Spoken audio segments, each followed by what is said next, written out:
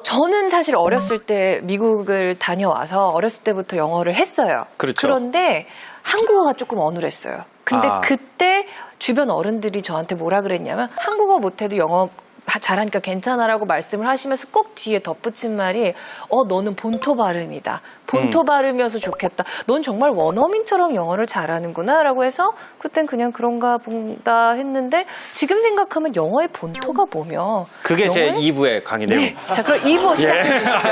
알겠습니다. 이 본토 발음이라는 게 뭘까요? 원어민이 어느 나라 사람이죠? 이런 거를 우리가 원어민 영어라고 하지 않습니다, 대체로. 그럼 우리가 원어민 영어라고 하는 건 대체로 어떤 영어입니까? 여러분이 한국에서 영어를 너무 완벽하게 하잖아요. 외국 나가지고 불리해질 수도 있습니다. 저는 좀 이렇게 형이랑 얘기할 때도 친형이랑 얘기할 때도 한 2m 정도 떨어져서 얘기하는 사람이라서 이 세팅이 굉장히 좀 부담이 되긴 하지만 적응이 안 되네요. 우리가 흔히 처음 영어를 공부하러 가면은 미니멀 페어라고 불리는 굉장히 전문적인 언어학 내용을 배웁니다. 미니멀 페어라는 이론을 대체로 저는 외국에서 언제 처음 접했냐면요. 언어학 석사 과정에 입학한 다음부터 미니멀 페어가 뭔지에 대해서 배우기 시작했습니다. 굉장히 고급이에요. 그 미니멀 페어가 뭐냐? 우리나라 말이 아닌 다른 나라 말의 발음 구조를 익히기 위해서 똑같은 단어인데 한 음절만 다른 걸 반복해서 외우는 걸 말합니다. 그렇기 때문에 얘가 얼마나 많은 얘기를 할 수 있느냐보다 얼마나 좋은 발음으로 할 수 있느냐를 가지고 많은 사람들이 이 아이의 영어를 평가합니다. 그렇기 때문에 처음 들어가자부터 아이들이 가장 따분해하는 것부터 시켜요. 얘 아직 헬로 하와이 할 줄도 몰라요. 근데 가가지고 A, B, C, D, E, F, G, H, I, J, K, L, M, N, O, P, Q, R. 근데 얘가 R이라고 안 하고 L 이러겠죠. 왜 한국 사람이니까. 그 아이가 영어를 못해서가 아니라 정상적인 한국 아이니까. 그러면은 우리가 이제 선생님이 아니야. 따라해봐. 저도 그렇게 배웠어요. L, R. 그럼 얘가 렐, 이런단 말이에요. 그럼 저 어렸을 땐 이랬어요. 가글링을 한다고 생각해봐. 목소리에다 가글을 집어넣고 R. 그 순간에 아이가 아주 그냥 정상적인 10대 아이가 영어가 너무 재밌다고 생각할까요? 하기 싫어질까요? 하기 싫어지죠. 우리는 어느 정도로 한때 본토 발음에 집착을 했었냐면요. 1990년대에 굉장히 유명한 일이 있었죠. 혀 절단 수술. 애들이 영어가 잘 안 된다 그래가지고 혀 밑에 있는 R자가 잘 안 돌아간다. 그래서 혀 밑에 있는 힘줄 갖다 끊으면 애들이 본토 발음이 된다. 그래가지고 우리의 신체 구조를 바꿔야 할 정도로 우리가 원어 발음에 집착한 적이 있습니다. 근데 아까 말씀하신 대로 이 본토 발음이라는 게 뭘까요? 원어민이 어느 나라 사람이죠? 어느 나라 사람이에요, 원어민이?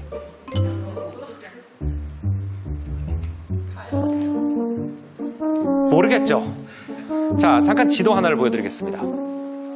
저 지도는 언어 공부를 하는 모든 분이 이해해야 되는 굉장히 중요한 지도입니다. 근데 이걸 이해하기 위해서는 우리나라의 언어관을 처음에 이해할 필요가 있습니다. 우리나라의 언어관은 국어관입니다. 국어관은 뭐예요? 나란말이라는 뜻입니다. 나란말이라는 게 있으려면 두 가지가 충족이 돼요. 첫 번째, 모든 한국 사람이 한국말을 할 줄 알아야 되고요. 두 번째, 한국 외에 한국말을 쓰는 나라가 없어야 됩니다. 그래야 국어라는 것이 생길 수가 있어요. 그 다음에 반대쪽 끝으로 가볼게요. 반대쪽 끝으로 가면은 공용어권이라는 게 있습니다. 공용어권이라는 건 뭐냐면은 여러 나라가 한 나라 말을 쓰는 경우를 말하는데 그 공용어권이 세상에서 굉장히 넓어요. 어느 정도로 넓으냐 하면은 세상에서 가장 많이 쓰이는 7개, 8개 정도의 언어를 쓰는 것이 전 세계 면적의 75% 정도 됩니다. 다시 말하면 75%의 민족은 장점도 있고 단점도 있어요. 내 언어를 통해서 내 아이덴티티, 내 민족성을 표출할 수 없다는 단점도 있고요. 우리는 어디 가서 한국말 옆에서 쓰고 있으면 한국 사람인데 아는다, 알죠? 근데 예를 들어서 내 원어가 스페인어인데 내가 페루 사람이다 그러면 내가 스페인어를 써도 내가 페루 사람인지 아르헨티나 사람인지 멕시코 사람인지 모른다는 거. 이게 단점입니다. 근데 장점은 뭐냐면요. 국제화라는 게 따로 필요가 없습니다. 스페인어가 원어민인 사람이 스페인어로 책을 쓰면은 그 책을 내는 순간 50국가에 발매가 돼요. 그렇기 때문에 특히 컨텐츠를 만드는 사람들 같은 경우는 굉장히 유리해요.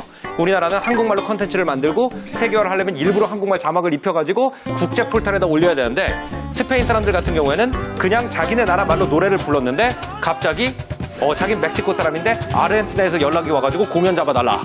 이런 것이 있기 때문에 굉장히 유리하단 말이에요. 한국인이 꼭 외국어를 배워야 되는 큰 이유 중에 하나가 우리가 어느 공용어권에도 속해 있지 않기 때문에 그래요. 국어의 장점을 가지고 있지만 공용어의 장점을 가지고 있지 않아요. 그러면 공용어가 대체로 어떤 언어들이 있냐? 그럼 저 언어들입니다. 아랍어, 중국어, 영어, 프랑스어, 포르투갈어, 러시아어, 그리고 스페인어. 이걸 갖다 우리가 공용어, 대공용어라고 불러요. 그래서 예를 들어서 프랑스어 같은 경우에는 20여 개국이 사용을 하고 있고요. 프랑스, 룩셈부르크, 벨기에, 스위스를 비롯해서 옛날에 프랑스가 나쁜 짓을 했던 아프리카 서쪽 거의 전부가 프랑스어를 사용하고 있습니다. 스페인어 같은 경우에는 물론 스페인에서 사용하고 있고요. 남미 전체가 스페인어를 사용하고 있습니다. 가장 큰 공용어권이 어디냐? 영어입니다.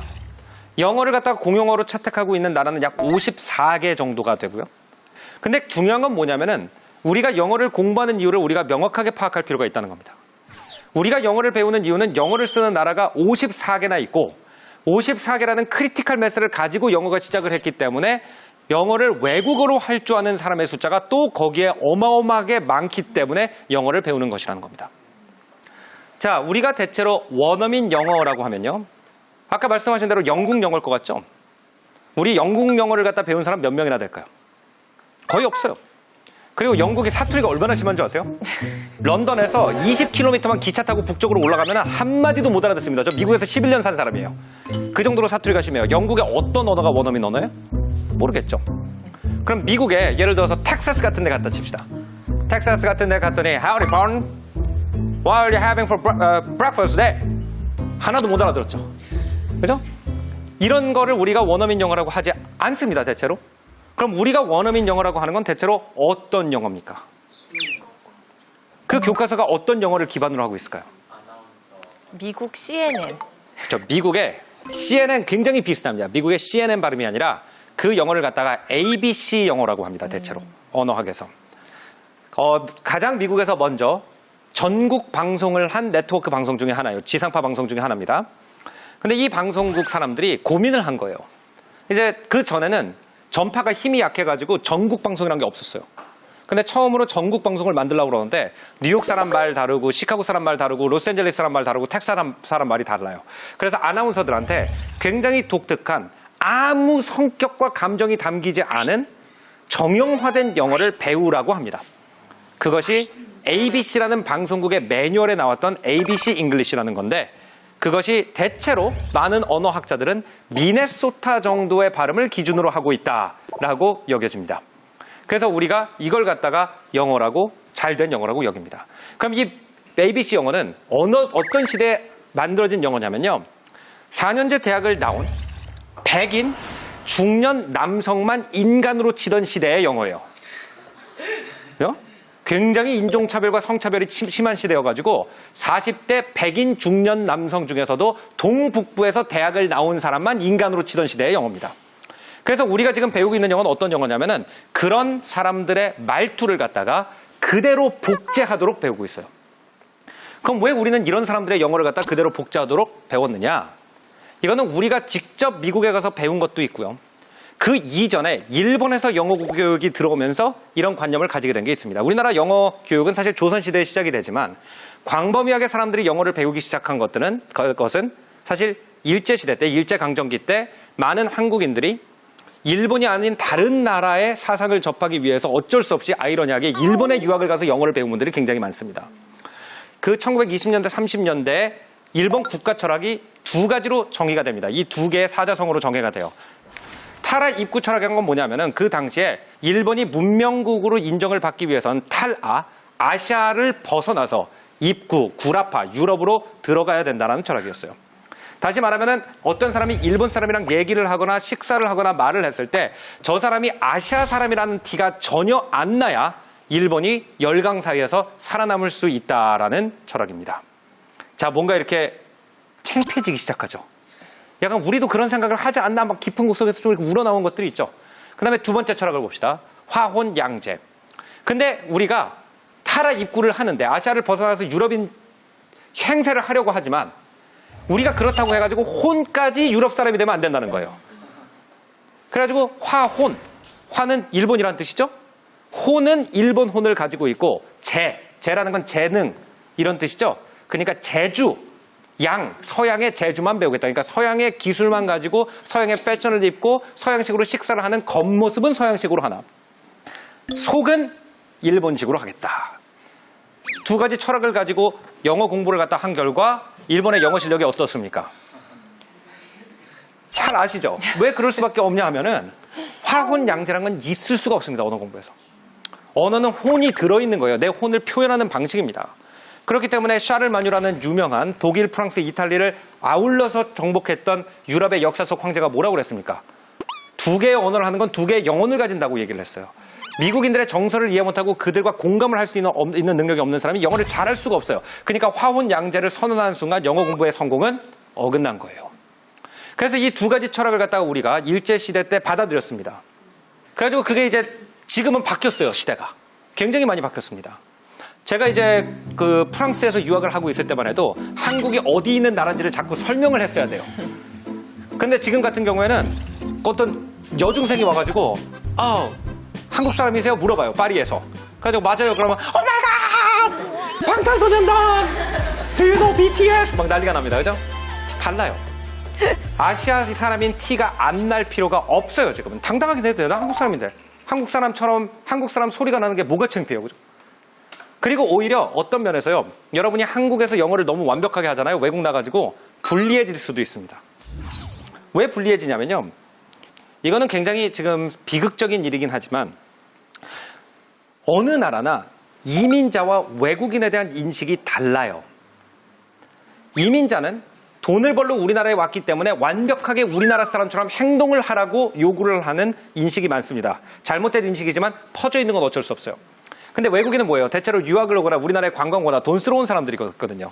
그렇기 때문에 그 사람들이 좀 미국 문화를 잘 몰라가지고 실수하는 건 굉장히 관대합니다. 그죠?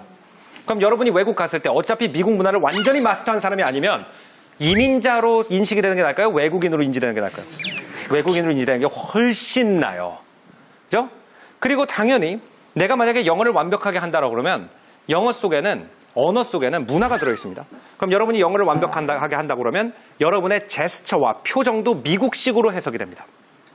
그러면 한국 사람들이 하는 행동 중에서 미국에서 가장 오해를 많이 받는 게 뭐냐면 우리는 겸연쩍어서 웃는다는 게 있죠. 선생님이 막 혼났는데 이런 게 있잖아요. 근데 미국에서는 겸연쩍어서 웃는다는 게 없어요. 누가 내가 심각한 얘기를 하고 있는데 웃으면 그 사람은 나를 비웃는다라고 생각이 됩니다. 근데 여러분이 영어를 똑바로 못한다라고 하잖아요. 그러면 당연히 표정과 제스처가 다를 거라고 생각을 하게 되겠죠. 근데 여러분이 영어 발음이 완벽하게 미국 사람 같아요. 근데 누가 심각한 경찰이 총 들면서 Get out of your car! 그런데 Are you laughing at me? 이렇게 되는 거란 말이에요. 그래가지고 오히려 지금 인종 차별이 옛날보다 많이 해소되고 이런 사회에서는 당당하게 한국 발음을 가지고 내용과 컨텐츠, 그죠? 내가 알고 있는 지식, 내 재치, 내 인격으로 승부를 하는 것이 발음으로 승부를 하는 것보다 훨씬 더 시대에 맞는 언어관이라고 생각합니다. 2부 강의 여기서 마치겠습니다. 감사합니다. 자, 여러분 다시 한번 질문 키워드 들어주세요. 자, 준비해 주시고요. 갑자기 저도 좀 웃긴 얘기가 하나 생각이 났어요. 예. 제 친구 중에 이제 같은 대학교를 나와서 영문학을 전공한 친구가 있어요. 근데 한국에 와서 영어를 가르치고 싶어서 단기로 면접을 봤는데 떨어졌어요. 원어민이 아니라고. 제가 좀 더 재밌는 얘기를 하자면 샘 오츠리 씨가 이제 처음에 한국에 와가지고 영어 학원에 취직을 하고 싶었다고 합니다. 가나는 아까 보여드린 그 나라 중에 한 나라예요. 영어를 공용어로 쓰고 있고 초등학교, 중학교, 고등학교 다 모든 공부를 영어로 한 사람입니다. 그런데 원어민을 원한다라고 하면서 취직이 잘 안 됐다라는 얘기를 해주셨어요. 그래서 나중에 누가 취직을 됐나 보니까 동유럽에서 온 영어를 잘 못하는 백인 여성이 취직이 됐다고 합니다. 그러니까 우리가 머릿속에서 원어민이라는 것이 얼마나 왜곡된 인식인지를 갖다 보여주는 예일 수도 있어요. 그러니까 초등학교, 중학교, 고등학교 다 나온 가나 사람은 영어로 공부한 가나 사람은 원어민이 아니고 겉으로 볼 때는 우리가 할리우드 영어에서 본 미국 사람이랑 비슷하게 생겼지만 실제로는 영어가 전혀 원어가 아닌 사람은 원어민으로 취직이 되는 그런 사고방식을 우리가 먼저 우리 머릿속에서 지워야 영어라는 것을 좀 더 객관적으로 볼 수 있을 거라고 생각이 돼요. 네, 다행히 요즘에는 좀 그런 왜곡된 시선이 많이 고쳐진 것 같아서 좀 다행이라고 생각이 돼요. 자, 여러분 질문 키워드 준비되셨죠?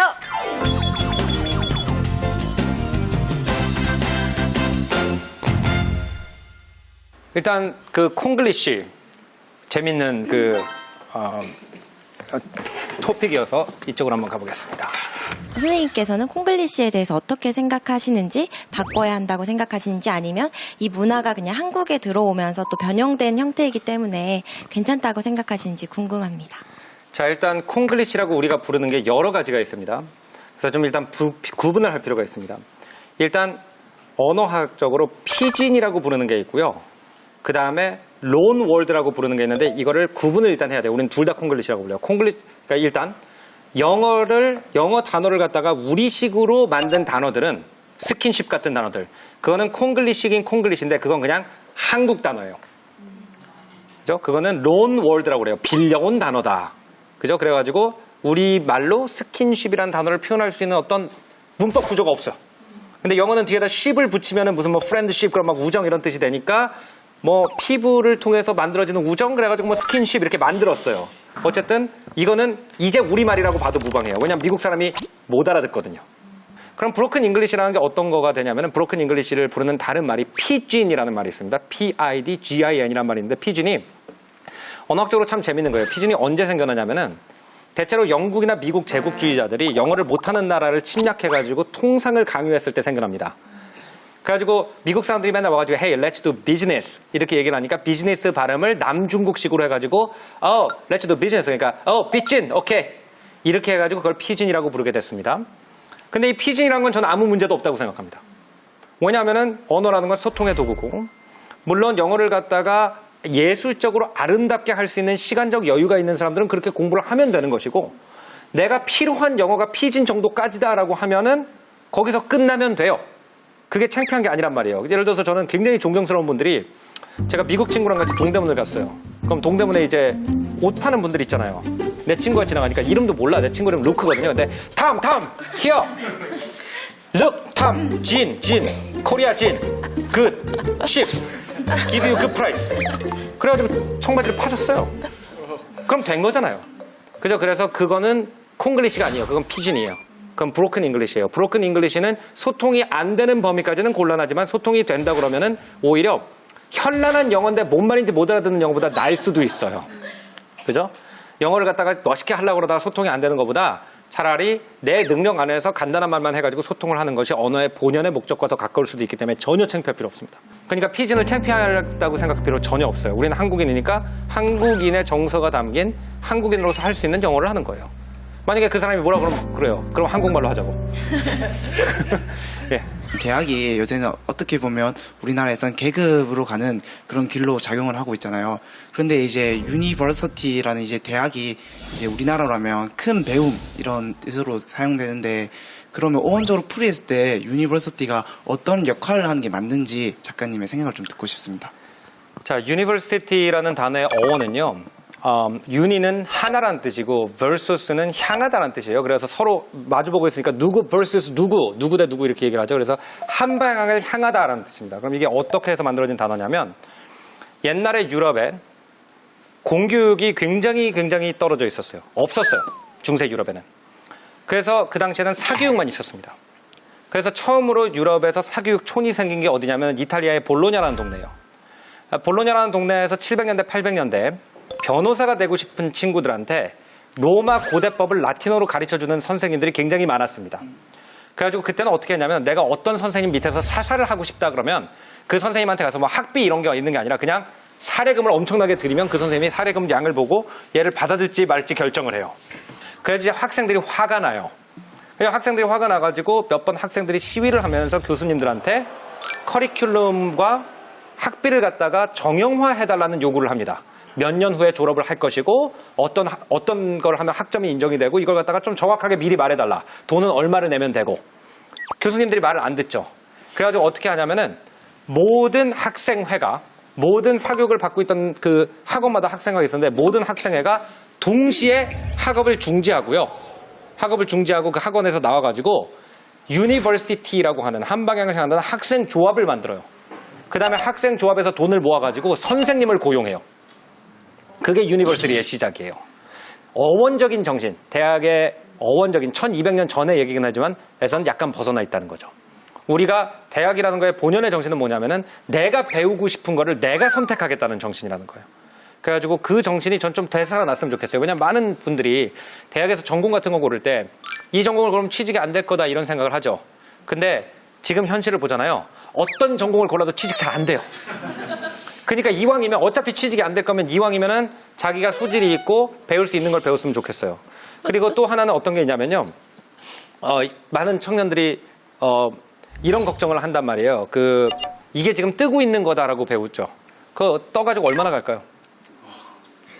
제가 대학에 다닐 때 저는 이걸 경험으로서 얘기할 수 있는 게 가장 인기 있는 전공이 뭐였는지 아세요? 제가 경영대 다닐 때? 부동산 파생 상품이었어요. 그게 지금 뭐라고 부르는 건지 아세요? 서브프라임이라고 부르는 거예요. 그때 공부 제일 잘하는 애들이 가장 뜬다 그래도 갔던 게 부동산 파생 상품과였어요. 그래서 그 친구들이 졸업을 해가지고 제일 취직을 잘했다고 한 2개 기업이 레이만 브라더스라는 기업하고 베어스턴스라는 기업이었어요. 그 둘 다 없죠 지금. 그 중에 좀 잘된 친구는 지금 그래도 정신 승리를 해가지고 발리 가가지고 서핑 선생님 하고 있고 그건 되게 자기의 행복을 찾은 거니까 리스펙트고 그렇지 않은 친구 같은 경우에는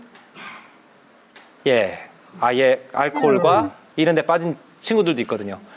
그러니까 아무도 모른단 말이에요. 그렇기 때문에 최소한 우리가 배팅을 할 수 있는 건 유일하게 배팅할 수 있는 건 뭐냐면 정말 혼신을 다해가지고 열정을 가질 정도로 오랫동안 버틸 수 있을 정도로 이게 나한테 맞는 거다라고 생각하면 그 길을 가다 보면은 뜰 수도 있고요. 안 뜰 수도 있어요.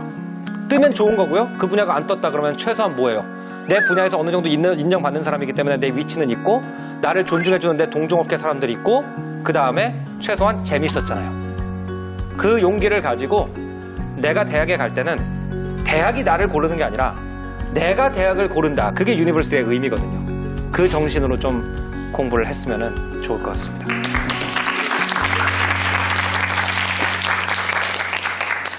네, 고민을 하는 게 아들이 영어를 잘했으면 좋겠다는 생각을 굉장히 많이 하거든요. 현실 상황상 저는 갈 수가 없으니까 저는 제 일이 있고 네. 기러기 아빠가 돼야 되는 상황인데 그 한 언어를 위해서 가족이 흩어지는 것과의 그 가치를 생각했을 때 고민이 굉장히 많거든요. 언어 때문에 가족이 흩어져야 되는 건가? 근데 그 영어는 만약 우리 아버지한테 여쭤보면 절대로 보내지 말라고 그러실 거고요. 그렇게 가르쳐봤자 다 소용없다 뭐 이렇게 말씀을 하실 것 같고 언어만을 위해서라면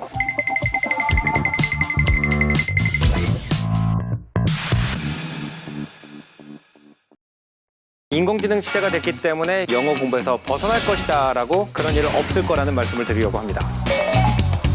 제가 어렸을 때 일본 순정 애니메이션 같은 거 보면은 히로키군은 저 무지개 색깔 중에서 어떤 색깔이 너의 마음과 가장 비슷하다 생각. 빨간색 나는 열정의 남자야. 노란색 나는 따뜻한 사람이니까. 오! 근데 예를 들어서 이 히로키군이 AI라고 칩시다. 화면의 K 밸런스를 3300도 화이트 밸런스로 맞췄을 때 컴퓨터는 산술적으로 생각을 하죠. 그게 번역기의 한계라는 거예요. 언어를 통해서 하는 가장 중요한 것 중에 하나가 욕이에요. 인간이 아니고 새끼 멍멍이라고 본다. 얼마나 억울하겠어요.